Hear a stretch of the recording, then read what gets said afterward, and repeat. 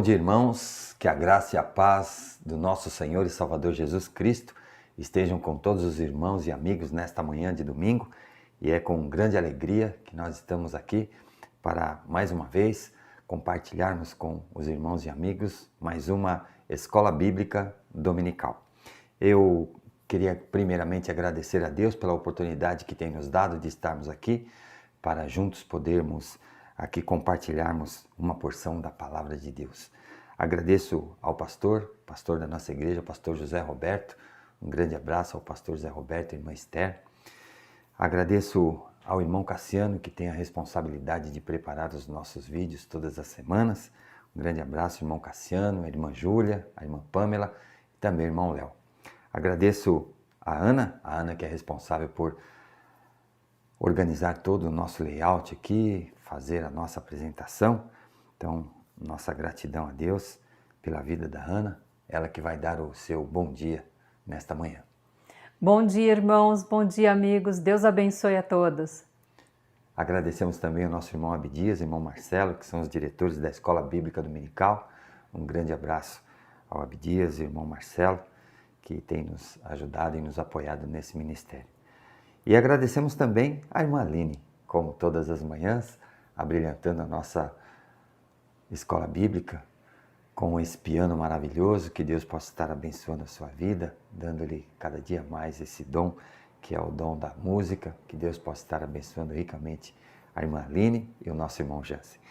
Nós vamos para mais uma aula da Escola Bíblica Dominical, nossa 8ª aula aí.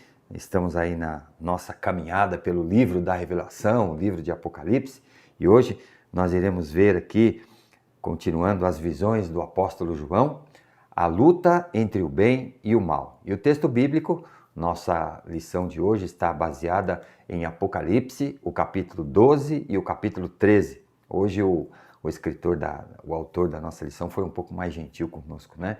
Ele colocou apenas 2 capítulos, então é um pouco melhor.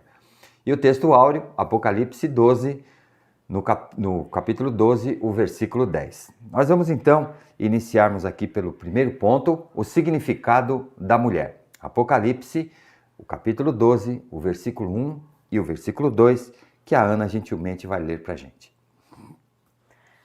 Viu-se grande sinal do céu, a saber, uma mulher vestida do sol com a lua debaixo dos pés e uma coroa de 12 estrelas na cabeça, que, achando-se grávida, grita com as dores de parto, sofrendo tormentos para dar à luz.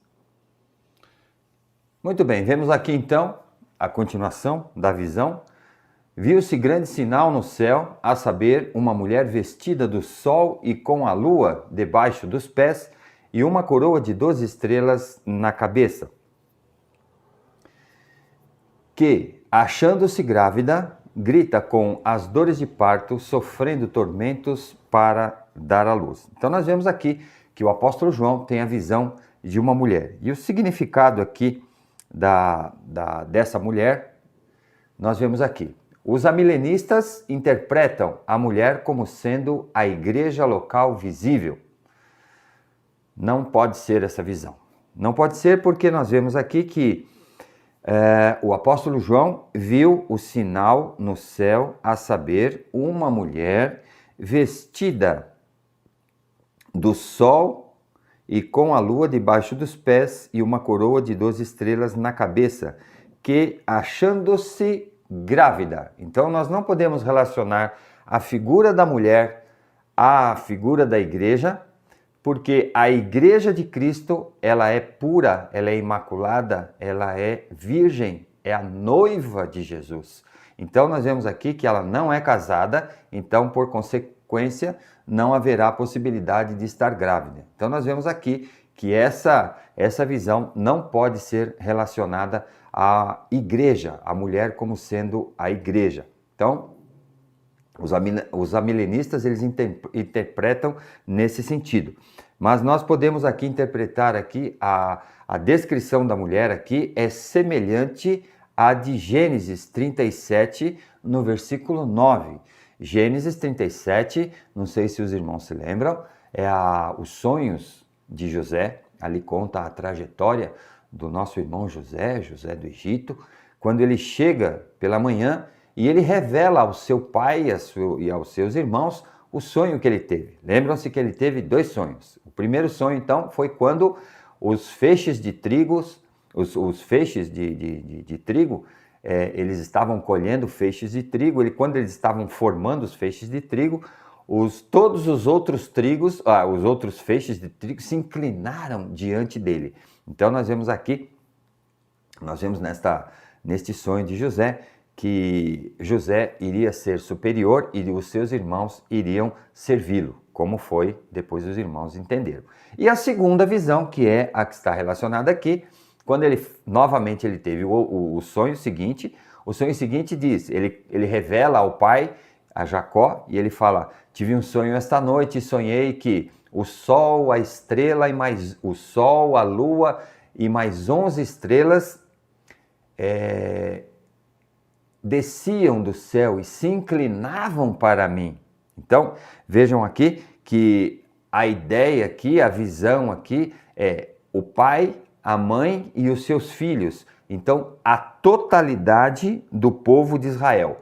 Jacó, seus filhos, as estrelas representando os filhos, e a lua e o sol, o pai e a mãe de José. Então, nós vemos aqui que a relação é diretamente com este sonho, a semelhança é com este sonho, e nós podemos ver aqui o sol, a lua e as estrelas. Então, uma referência que se faz, portanto, então, ao povo de Israel. Então, essa mulher é o povo de Israel. O povo de Israel, os irmãos vão entender depois mais para frente, porque nós teremos aqui a sequência dos textos e nós vamos entender aqui o porquê dela estar grávida. E aqui nós vemos aqui no texto que nós lemos, e ela está com dores de partos e sofrendo tormentos para dar à luz. Então, essa mulher, ela é significada como a nação de Israel.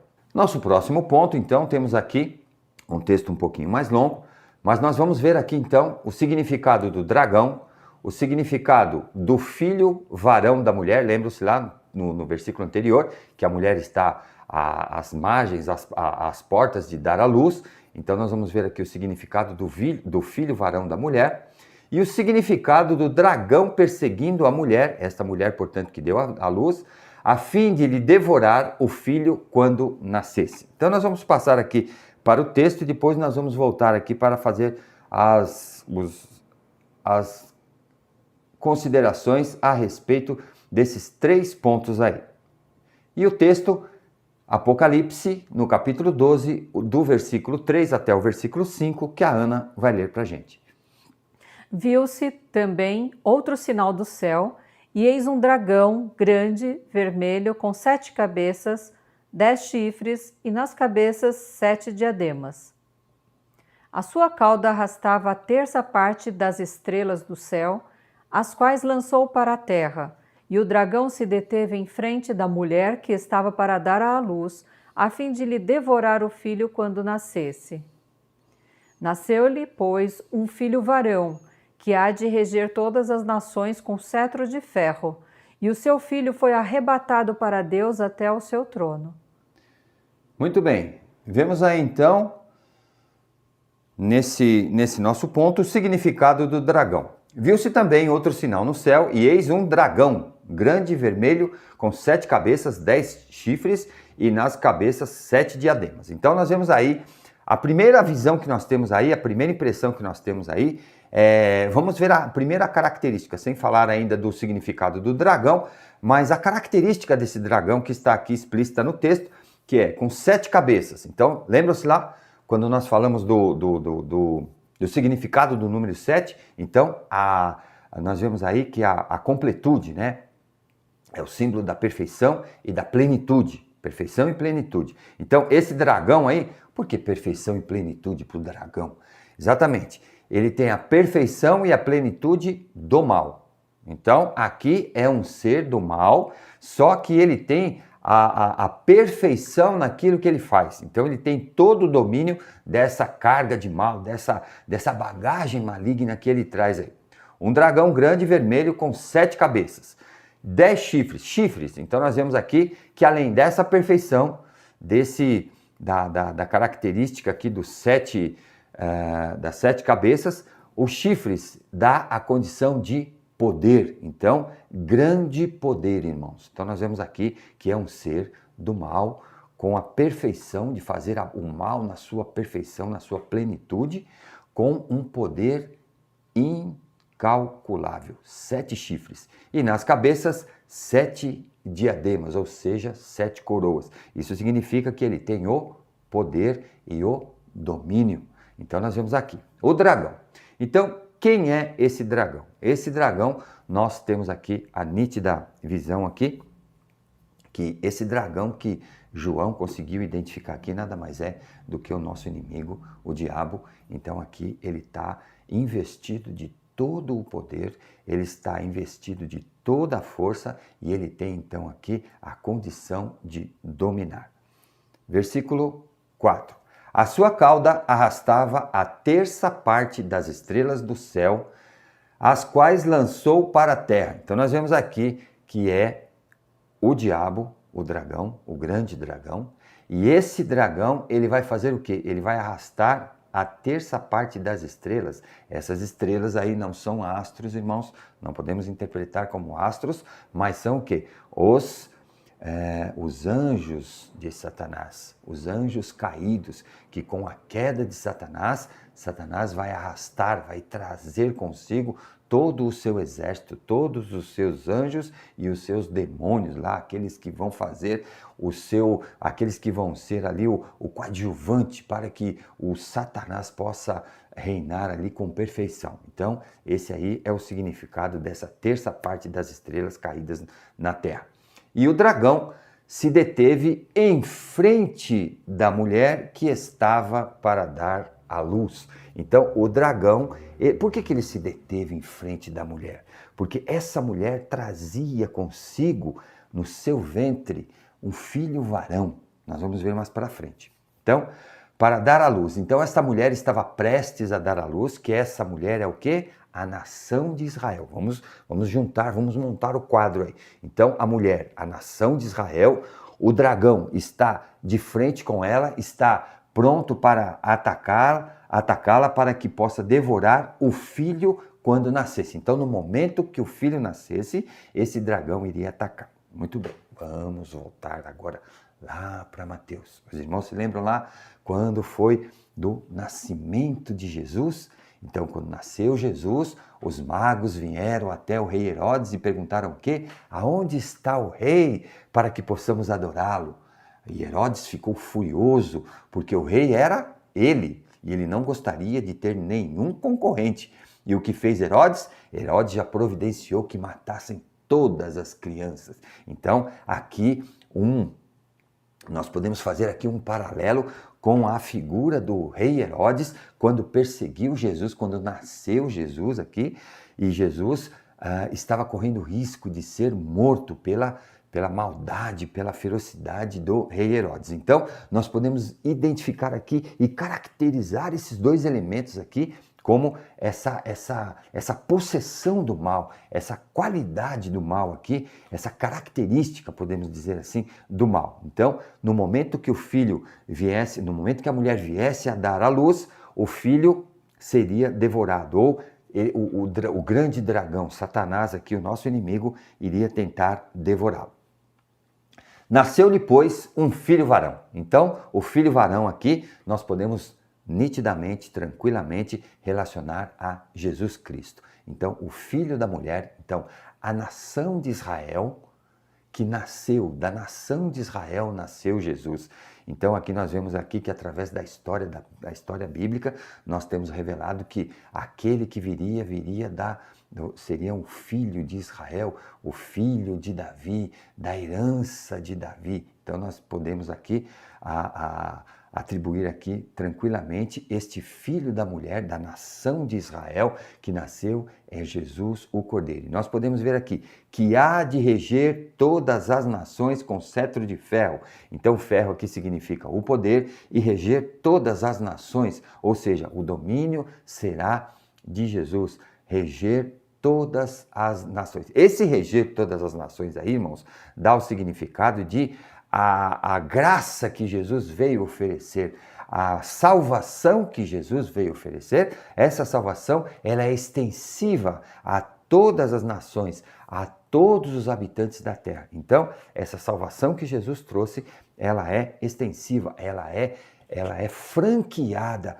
a todos os habitantes da terra. E o seu filho foi arrebatado para Deus até o seu trono. Então nós vemos aqui que o filho da mulher foi arrebatado. Então quando Jesus foi crucificado, Jesus foi sepultado e ao terceiro dia Jesus ressuscitou. E quando Jesus ressuscitou, depois ele foi elevado ao céu, ele voltou para o céu. Então, nós temos lá a narrativa lá nos evangelhos, onde Jesus estava diante de uma multidão de mais de 500 pessoas, estavam ali e Jesus ele foi elevado ao céu, ou seja, ele voltou ao trono. Aqui nós podemos ver nitidamente que ele voltou à presença do Pai, está sentado à direita do Pai.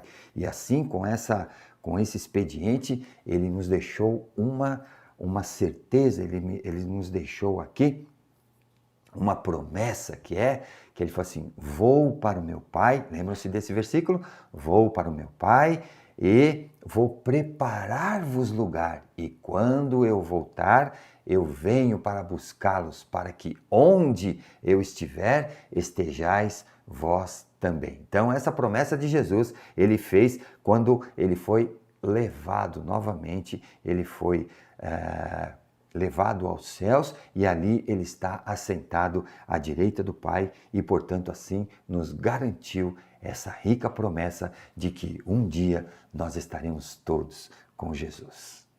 Nosso próximo ponto, o significado das bestas. Apocalipse, no capítulo 13. Então nós temos aqui já a primeira aparição dessa visão de João. Nós temos a besta que emergiu do mar. Apocalipse 12, o versículo 1 e o versículo 2. 13. Apocalipse 13, versículo 1 e versículo 2, que a Ana vai ler para a gente. Vi emergir do mar uma besta que tinha 10 chifres e 7 cabeças, e sobre os chifres 10 diademas, e sobre as cabeças nomes de blasfêmia. A besta que vi era semelhante a leopardo, com pés como de urso e boca como de leão, e deu-lhe o dragão o seu poder, o seu trono e grande autoridade. Então, nós vemos aqui, o apóstolo João aqui, vi emergir do mar uma besta que tinha 10 chifres. Então nós vemos aqui, novamente aqui, chifres é a figura do poder. Então essa besta, ou seja, uma criatura, uma entidade aqui do mal, que ela tem grande poder e 7 cabeças. Novamente aqui, o número 7, 7 cabeças, a plenitude e a perfeição. Então, lembrando-se, irmãos, aqui que a plenitude e a perfeição para o mal. E sobre os chifres, 10 diademas. Então nós vemos que aqui, esse 10 diademas aqui, é o sinal que ela reinaria absoluta, ou seja, ela teria todo o poder sobre a sua área de ação. E sobre as cabeças, nomes de blasfêmia. Então significa aqui que esse nome de blasfêmia é a aversão ou a contrapartida a Deus. Ela não iria aqui reconhecer o senhorio, ou seja, ela seria uma força do mal. Nós vamos ver aqui então no próximo versículo, a besta que vi era semelhante ao leopardo.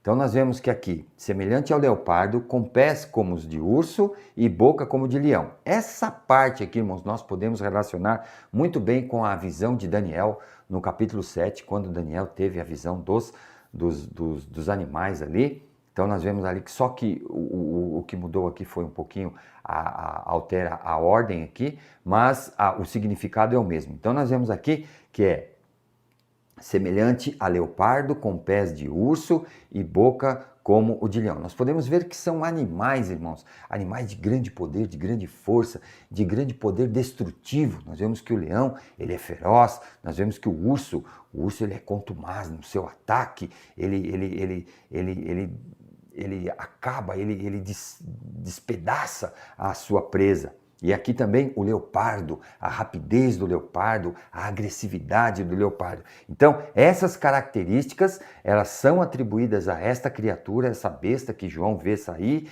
e essas características é a ação dessa criatura. Então, ele é tão potente quanto o leopardo, tão contumaz quanto o urso e tão poderoso no seu ataque como o leão. E deu-lhe o dragão o seu poder. Então, nós vemos aqui que Satanás aqui é o chefe.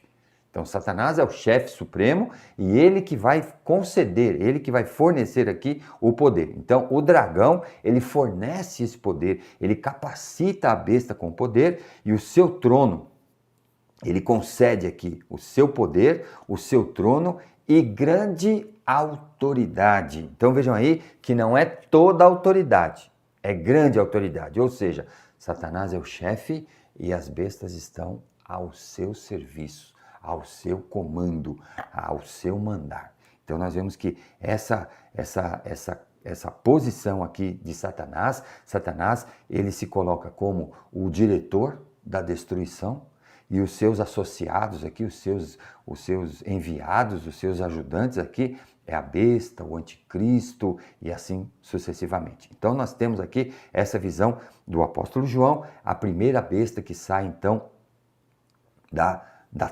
nós vemos aqui que sai do mar. E esse mar aqui significa, irmãos, o mar, nós temos aqui, esse mar significa os povos gentios. Ou seja, essa primeira besta, essa besta que emergiu do mar, ela vai ser procedente, ela será oriunda dos povos gentios, não será do povo judeu. Então, essa primeira besta que emergiu, que saiu do mar, ela vai ser procedente dos povos gentios, ou seja, dos povos que estão espalhados por toda a terra. Então, essa é uma característica desse ajudante aí, desse coadjuvante de Satanás aí,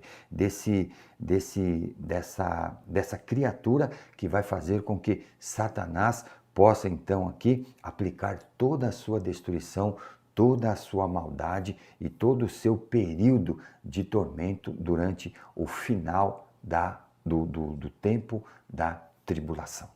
Temos aqui então agora a segunda besta, a besta que emerge da terra. Apocalipse, no capítulo 13, o versículo 11 até o versículo 13, que a Ana vai ler para a gente. Vi ainda outra besta emergir da terra. Possuía 2 chifres, parecendo cordeiro, mas falava como dragão. Exerce toda a autoridade da primeira besta na sua presença. Faz com que a terra e os seus habitantes adorem a primeira besta, cuja ferida mortal fora curada. Também opera grandes sinais, de maneira que até fogo do céu faz descer à terra, diante dos homens. Não sei se os irmãos perceberam aí, a segunda, essa é a besta que emerge da terra, que sai da terra. Então aqui, vi outra besta, ou seja, a segunda agora, emergir da terra. Esse emergir da terra aqui significa que essa segunda besta, ela será procedente, ela será oriunda, ou seja, ela vai surgir na terra. Terra aqui, irmãos, não é na terra, não é no elemento terra, mas terra significa aqui na Palestina. Então, lá, na terra oriunda, na terra aonde Jesus nascera, ali em Israel, ela virá dessa localidade, da terra de Israel. Ou seja, ela será uma besta nascida do povo judeu. Povo judeu, nós vamos entender aqui. Possuía 2 chifres, então vejam que o poder não é tão grande quanto a anterior. Por quê? Porque tem uma atuação um pouco menor. Ela vai atuar diretamente no povo judeu. Possuía 2 chifres, parecendo cordeiro. E aqui que está o grande problema. O grande problema aqui, esse chifre de cordeiro aqui, nós vemos aqui a continuidade do versículo, mas falava como o dragão. Esse chifre de cordeiro aqui, parecendo cordeiro aqui, significa que ela tinha uma forma de se apresentar, uma forma de falar, uma forma de se dirigir com um aspecto gentil, com um aspecto agradável, mas falava como o dragão, ou seja, o poder do mal. Ela tinha o poder do mal, mas tinha aqui o aspecto gentil do cordeiro. Nós vamos ver ainda. Exerce toda a autoridade da primeira besta na sua presença. Então ela tem toda a autoridade e essa autoridade ela foi concedida, ela foi dada, ela foi franqueada pelo dragão, por Satanás. Então ela tem toda essa autoridade da primeira besta e faz com que a terra e os seus habitantes adorem a primeira besta, cuja ferida mortal fora curada. Então, nós temos aqui algumas considerações a ser feitas. Faz com que a terra e seus habitantes adorem a primeira besta. Essa primeira besta aqui, nós podemos colocar como a visão próxima. Lembram-se lá quando eu falei da profecia próxima e a profecia distante? Então, essa profecia aqui, ela tem 2 significados, que é a próxima. A próxima seria o quê? O grande Império Romano. Então, João aqui, ele relaciona essa besta aqui ao grande Império Romano, a primeira besta ao grande Império Romano. E que seria aqui, quem seria essa besta? A besta é a figura de uma pessoa. Então nós vemos aqui que nessa característica, nessa qualidade aqui, nessa condição aqui do Império Romano, nós vemos que é o imperador, ou seja, o culto ao imperador. Então, essa segunda besta, ela vai fazer o quê? Ela vai fazer com que os habitantes da terra adorem o imperador, cuja ferida mortal fora curada. Ferida mortal. Ferida mortal aqui é que o Império Romano, ele foi destruído, ele desapareceu, mas ele vai ressurgir. Então, lá no final do período da tribulação, vai ressurgir o Império Romano. Nós podemos colocar aqui o Império Romano ou, vou abrir uma aspas aqui, ou qualquer outro império que venha a dominar o mundo. Por que eu estou falando isso? Porque na aula passada, na aula retrasada, a gente falou sobre a China. Lembram-se lá do grande exército dos 200 milhões de cavaleiros e seus carros? Então nós podemos fazer aqui uma profecia futura. Então aqui nós podemos ver que essa segunda besta aqui, ela vai fazer com que os habitantes da terra adorem a besta que seria o Império Romano na figura do imperador, e nós podemos fazer aqui uma relação com a profecia futura que vai ser uma nação que vai dominar o mundo. Então, cuja ferida mortal fora curada, ou seja, fora restaurada, fora colocada novamente em ação. Também opera grandes sinais, e aí que mora o perigo, irmãos. Também opera grandes sinais, de maneira que até fogo do céu faz descer à terra diante dos homens. Esses grandes sinais aqui, irmãos, essa besta, pasmem, arrepiem-se, porque essa besta, esses grandes sinais aqui, ele é semelhante ao Espírito Santo de Deus. Vejam, o Espírito de Deus que faz os grandes sinais. Lembram-se lá do tempo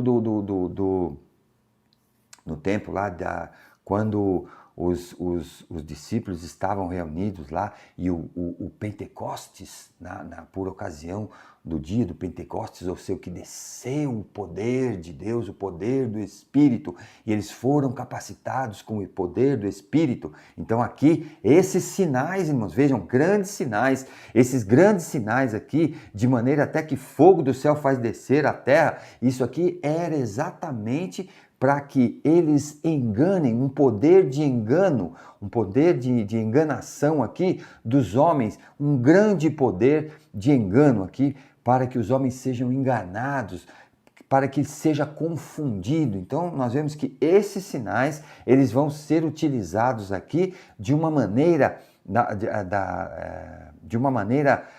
muito próxima, muito peculiar ao Espírito Santo, única e exclusivamente para enganar aqueles que eram os escolhidos de Deus. Então, nós vemos aqui que diante dos homens aqui seria então realizados grandes sinais. E esse é o grande poder.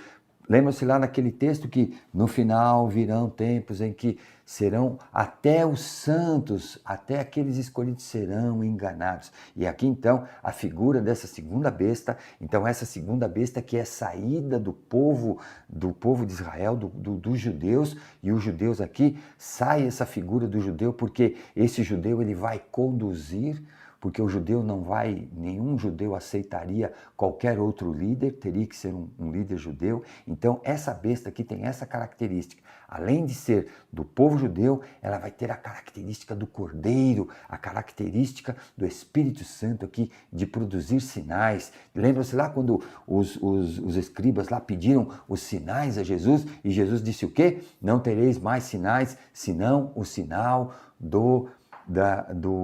de Jonas, né? Do missionário Jonas, né? Nós não, Jesus colocou ali, do profeta Jonas, né? Jesus colocou ali então a figura de Jonas fazendo a relação que eles só iriam, o único sinal que eles viriam a partir daquele momento que Jesus faria seria o quê? A crucificação, ele seria morto, seria sepultado e no terceiro dia ele ressuscitaria. Então aqui, esses sinais serão muito característicos, muito próximos, muito semelhantes aos sinais feitos pelo Espírito Santo, de maneira tal que vai chegar diante dos homens a ponto de enganá-los. E essa é a grande função do nosso inimigo, de enganar, de trazer o engano, de trazer a condição de trazer o engano, a discórdia entre os homens, para que o homem acredite naquilo que não é a verdade de Deus. O significado do número 666. Apocalipse 13, do versículo 16 até o versículo 18, e a Ana vai ler para a gente o texto. A todos, os pequenos e os grandes, os ricos e os pobres, os livres e os escravos, faz que lhes seja dada certa marca sobre a mão direita ou sobre a fronte, para que ninguém possa comprar ou vender, senão aquele que tem a marca, o nome da besta ou o número do seu nome. Aqui está a sabedoria. Aquele que tem entendimento calcule o número da besta, pois é um número do homem. Ora, esse número é 666. Muito bem. Temos aqui então o significado do número 666. A todos os pequenos, grandes, ricos, pobres, livres, escravos. Então, nós vejamos aí que com essa definição nós temos aqui uma amplitude da abrangência desse fator que será predominante aqui nessa época, que ele vai fazer aqui uma igualdade, ele vai trazer uma igualdade aqui para que todos possam fazer negociação, ter acesso, enfim. Essa marca será como uma identificação daqueles que se alinharem ao poder do mal. Então, faz que lhes seja dada certa marca sobre a mão direita ou sobre a fronte. Então, muitos falam que vai ser uma marca, que vão colocar uma marca, que vão colocar aqui uma identificação. Ó, irmãos, a gente olha isso daqui, a gente fica meio assustado, né, com o negócio, mas isso aqui não é assustador, não. Sabe por quê? Porque essa marca vai ser muito sutil, muito suave, muito agradável. Vamos fazer uma relação com os dias de hoje. Hoje em dia, nós temos aí o nosso aparelho celular e o telefone ficou extraordinário agora, né, irmãos? Com o telefone passou na frente de todos os meios de comunicação. Passou na frente da televisão, que era o grande meio de comunicação, o rádio, o computador, até o computador já perdeu para o celular. Porque pelo celular, hoje, nós fazemos tudo. Muito bem. E você hoje em dia pode sair na rua aí que você não vê um ser humano só que não tem um celular. Todo mundo. Você olha nas ruas, a grande maioria, a posição de andar na rua hoje é assim, né? E a posição que eles se comunicam é assim, o tempo todo. Então você vê que hoje é metrô, é no ônibus, é nas calçadas, é atravessando a rua, todo mundo ligado no celular. Muito bem. E o celular nada mais é do que um item hoje que ele é, para muitos, ou seja, ele é indispensável e para muitos ele é insubstituível. Se o cidadão ficar ou a cidadã ficar sem o celular, ela entra em choque, ela passa mal. Então nós podemos ver que o celular é aquilo que completa, aquilo que dá a segurança, aquilo que ela tem tudo ali. Ela tem aplicativo, ela tem, ela faz consulta na internet, enfim. Isso pode muito bem ser, irmãos, um preâmbulo, um anúncio do que vai ser esse domínio da besta. Essa semana eu tive uma consulta ali em Santana e eu deixei o meu carro no estacionamento e eu caminhei uns 100 metros talvez, uns 100, 150 metros do estacionamento até o consultório médico. E quando eu e a Ana caminhávamos ali pela calçada, nós passamos na porta, na calçada de alguns restaurantes. Aí tinha restaurante mexicano, tinha restaurante chinês, restaurante japonês, restaurante italiano, enfim, nós passamos ali.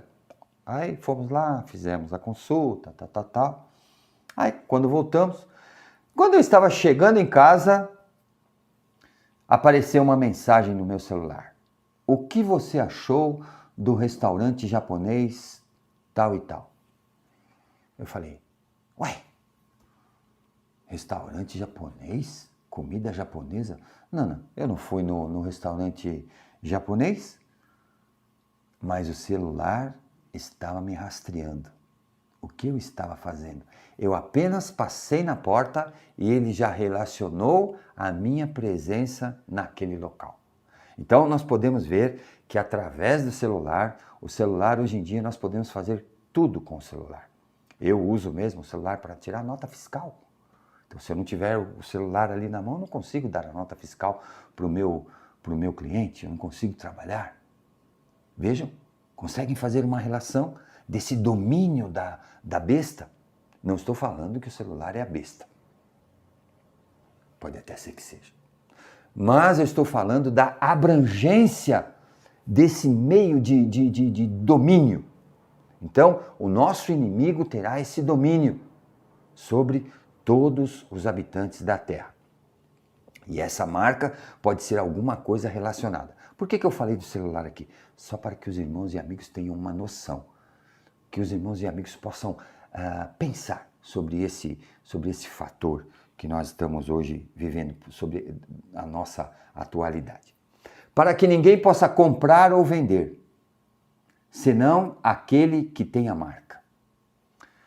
Como é que nós vamos chamar um táxi hoje? Celular. Como é que nós vamos, como eu disse para os irmãos, como nós vamos tirar uma nota fiscal? Celular.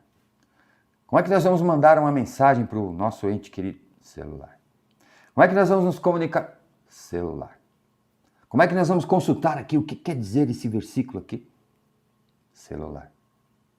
Então, irmãos, nós vemos aqui que através desse domínio, eu não estou falando aqui sobre o aparelho, eu estou falando sobre o domínio que ele exerce sobre as pessoas. O domínio que ele tem de poder rastrear aqueles que estão de posse de um aparelho desse tipo. E nós podemos ver aqui que o texto faz essa relação muito próxima dessa atualidade, dessa situação atual que nós estamos vivendo. Para que ninguém possa comprar ou vender, senão aquele que tem a marca, o nome da besta ou o número do seu nome.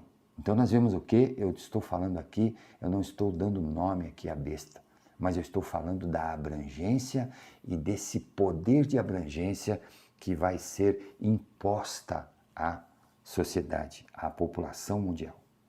Aqui está a sabedoria. Aquele que tem entendimento, calcule o número da besta, pois é o número do homem. Ora, esse número é o 666. Nós podemos ver aqui, irmãos, que o número 6, o significado do número 6 na Bíblia é relacionado ao homem. Então, ao homem, e significa o número da imperfeição. Lembra-se que nós falamos no número 7, que era o número da perfeição e da totalidade? Então nós vemos aqui que o número 6 é o número da imperfeição, ou seja, é o número relacionado ao homem. O homem é imperfeito, o homem é mau, o homem precisa de ser curado do seu pecado. Então, a imperfeição. E a grande maioria das ligações relacionadas com o número 6 possui um aspecto negativo. Então, nós vemos aqui que o número da besta aqui, ela tem totalmente o aspecto negativo, ou seja, ela vai estar sobre a atuação do mal, ela vai estar sobre a ação de Satanás, sobre o domínio de Satanás, sobre as ordens de Satanás, e nós podemos ver aqui que o número dela, então, aqui, calculado lá, que nós podemos ver no último versículo, é o 666. Então, o 6 por 3 vezes. E nós podemos fazer aqui mais uma relação numérica aqui. O número 3. O número 3, nós vemos que é o número da Trindade, o número de Deus. Deus Pai, Deus Filho e Deus Espírito Santo. E aqui ele usa o número 3 de uma forma meia que indiretamente, mas ele coloca o número 6 por 3 vezes. 6, 6, 6. Não é 666, é 6, 6, 6. 6, 6, 6. Ou seja, o número 6 3 vezes. Ou seja, o número 6, o que significa aqui a figura aqui de atuação dos 3 poderes do bem, que é Deus Pai, Deus Filho e Deus Espírito Santo. Ele faz aqui, o nosso inimigo faz uma relação com os 3 poderes do mal. 6, 6, 6. O número 6, 3 vezes. Então nós temos esse aspecto aqui. Nós podemos aqui colocar aqui uma ligeira aqui interpretação, uma ligeira esclarecimento sobre esta condição aqui, e esse vai ser esse é do significado desse poder do mal, e esse é a característica que vai atuar, essa força do mal, ela vai atuar durante o período final do período da tribulação. Muito bem, chegamos à nossa conclusão.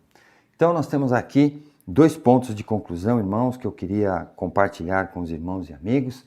A mensagem para os cristãos do século XXI é que Deus dá proteção suficiente às suas igrejas para que elas realizem a sua missão profética, que é testemunhar do amor de Jesus Cristo ao mundo. Então, irmãos, nós podemos aqui estar tranquilos porque Deus vai dar suficiente proteção às nossas igrejas. Por isso que nós temos que ser igrejas firmes, igrejas convictas da orientação de Jesus Cristo. Devemos ter um cuidado muito grande para professarmos o mais autêntico Evangelho de Jesus Cristo. Nós devemos levar essa mensagem hoje, no nosso século XXI, um tempo em que as igrejas estão sendo invadidas por todo tipo de filosofias. Nós temos que nos manter firmes nas orientações de Jesus. E nós temos aqui que realizar a nossa missão profética. Vejam, missão profética. Nós temos que levar e testemunhar do amor de Jesus Cristo ao mundo. Essa é a grande missão da igreja, esse é o grande desafio das igrejas no nosso dia a dia, no nosso século XXI hoje, tão tomado por tantas circunstâncias, por tantas condições desfavoráveis, por tanta ação do mundo que está descaracterizando a nossa igreja. Então, que a nossa igreja possa estar aqui atentos e firmes ao testemunho do mais autêntico Evangelho de Jesus Cristo. A nossa outra conclusão: a proteção do Senhor ao seu povo é permanente e a vitória da sua igreja e do povo de Deus já está garantida.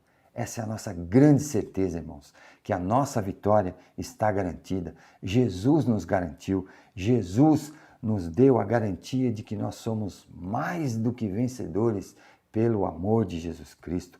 Portanto, ao crente, resta-lhe permanecer firme e vigilante. Irmãos, temos que estar firmes e vigilantes para não ser enganados. Temos que estar coesos, temos que estar completamente firmes nesse Evangelho de Jesus Cristo. Temos que estar vigilante para que as hostes do maligno, para que as influências do mundo não nos levem de engano, para que quando Jesus vier resgatar a sua igreja, nós possamos ser resgatados e levados com o nosso Senhor Jesus Cristo, para que não fiquemos aqui e sejamos atormentados por esse tempo de tribulação. Eu convido os irmãos a se manterem fiéis à palavra de Deus, a se manterem firmes no mais autêntico Evangelho de Jesus Cristo, para que quando Jesus Cristo voltar, nós possamos ser encontrados fiéis, como bons despenseiros, para que Jesus nos diga: servo bom e fiel, foste fiel no pouco, sobre o muito te colocarei, entra no gozo do teu Senhor. Que Deus nos abençoe, irmãos, para que possamos ter essa condição, para que possamos ter essa certeza, para que um dia possamos habitar por longos dias, por toda a eternidade, no seio do nosso Senhor Jesus Cristo, com o nosso Pai. Eu quero convidar você agora que abaixe sua cabeça e feche seus olhos para nós encerrarmos a nossa aula de hoje com uma oração. Pai Celeste, nós te agradecemos, ó Deus, por este tempo que aqui passamos. Obrigado, Senhor, por essa oportunidade que Tu nos ofereceu, Senhor, de mais uma vez poder compartilhar a Tua santa palavra com os irmãos e os amigos. Obrigado, Senhor, por este veículo de comunicação que nós temos usado.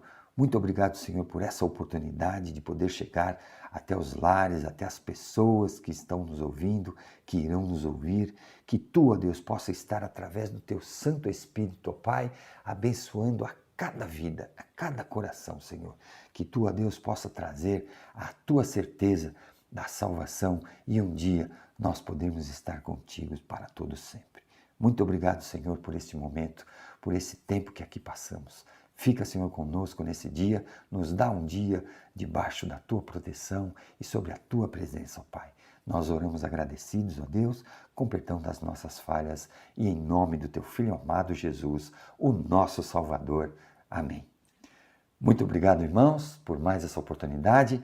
Nós agradecemos a todos e já gostaríamos de convidar para que no próximo domingo se Deus assim permitir, nós possamos estar aqui juntos para mais uma Escola Bíblica Dominical. Até lá!